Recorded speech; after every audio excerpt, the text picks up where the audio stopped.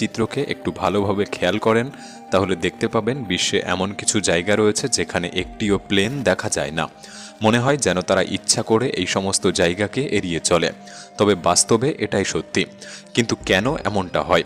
তারা কেন এই সমস্ত জায়গাগুলিকে এড়িয়ে চলে? আজকের ভিডিওতে আমরা আপনাকে এমন কিছু জায়গা দেখাতে চলেছি যেখানে কোনো প্লেন উড়তে পারে না, এবং যদিও ভুলবশত উড়ে যায় তাদের সাথে ভয়ানক ঘটনা ঘটে। কিন্তু আসলে কেন?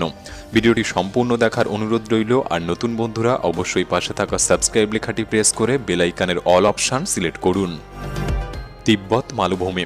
গোটা পৃথিবীতে হয়তো এরকম একটিও জায়গা নেই যাকে বিমান পাইলটরা এড়িয়ে চলে। যে অঞ্চলটি 25 লক্ষ স্কোয়ার কিলোমিটার এরিয়া জুড়ে, এবং এই অঞ্চল মোট 9টি দেশকে অন্তর্ভুক্ত করে।